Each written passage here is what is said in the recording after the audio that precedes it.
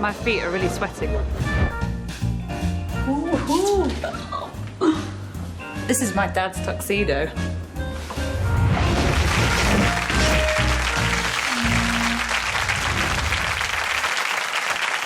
Hello, I'm Alan Davies. This is As Yet Untitled. This is the show with no real agenda or topics or questions or any sort of preparation or a name even. We will try and come up with a name during the course of our conversation, but for that I need four very talented and amusing people, so please will you welcome my guests.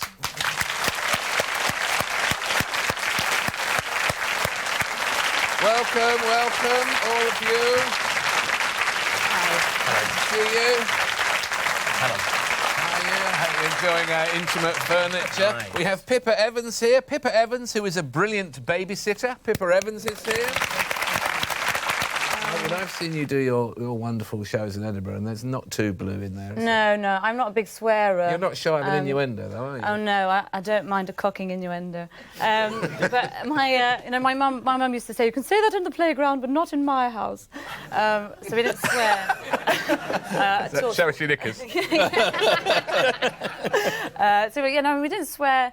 We didn't swear a lot. But I do, and I've never been a radio DJ, but I did used to make a lot of tapes for my dad in the car, which is pretty much the same thing.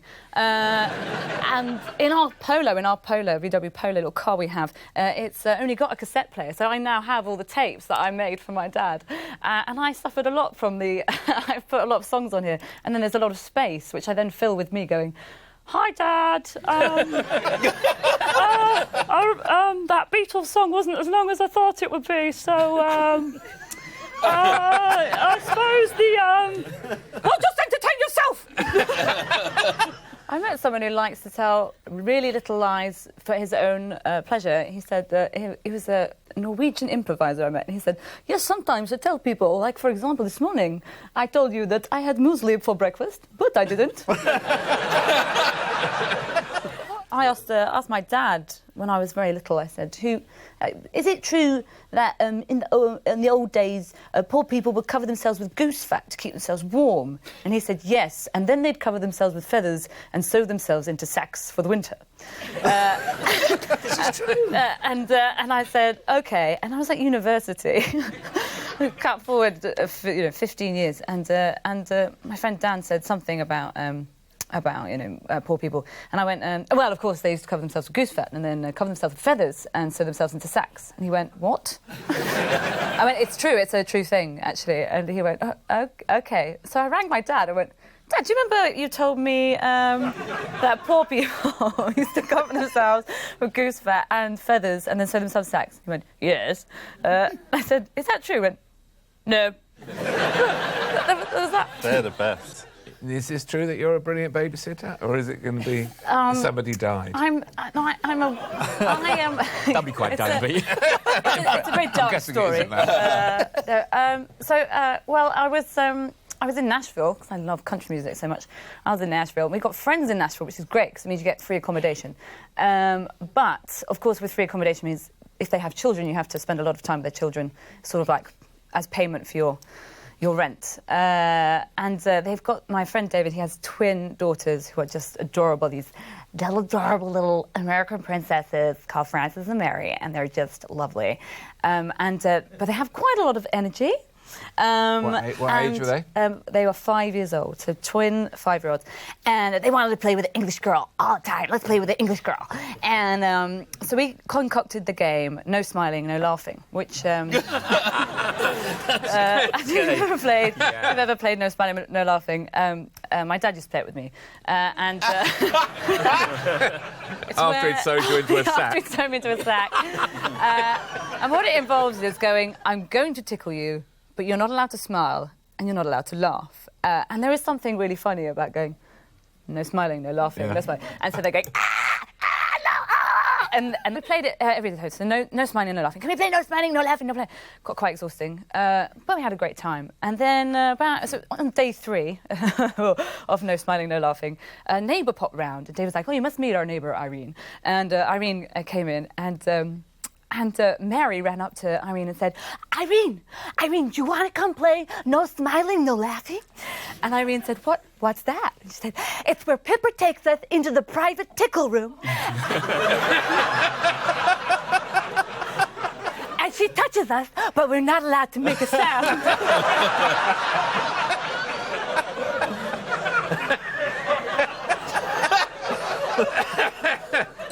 Like the wacky English girl. That night at the Holiday Inn. Yeah.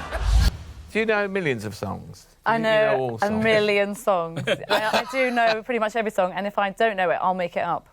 I just love singing. Your mum and constantly. dad were always singing, and there's a lot My of mum and music dad. in your house. Well, this is the thing. When I was little, my mum brought me up literally on old-time music halls. So when we went I remember being at school and everyone was singing songs from like The Little Mermaid, and I was singing "She was a dear little dicky bird, tweet tweet tweet she went." And everyone else going what? So all the songs that I know are sort of pre-1950. Yeah, and I just think they're great songs. Someone once said to me, I love musicals. Someone said to me that when people say they hate musicals, they often say it's because people in real life don't burst into song like that. And I go, well, you obviously haven't spent a lot of time with me. I'd like to be the first female Fagin. That's my aim in life, to be the first female Fagin. Because you just have to do this. That's what Fagin is, isn't it? That's playing with my beard. You want to be Nancy? No, Who Wants to Be Nancy is boring, and she gets beaten to death at the end. I want to be the one that beats her to death. Oh, yeah. I once got on a tube carriage, and went, why is this tube carriage entirely empty? And there was a man who was sat, and he had his penis hanging out. And he was drinking a can of cider, and he was peeing at the same time. And my first reaction was, but my second reaction was, how's he managing that? Really quite incredible, really. It's like some sort of water feature, isn't it? Now we've entered such a charming area. Maybe it's time to knock it on the head. Think of a title. There's a lot of bodily functions have been talked about. Function. I think that I still think that maybe my favourite is No Smiling, No Laughing. It's a great title for a comedy show.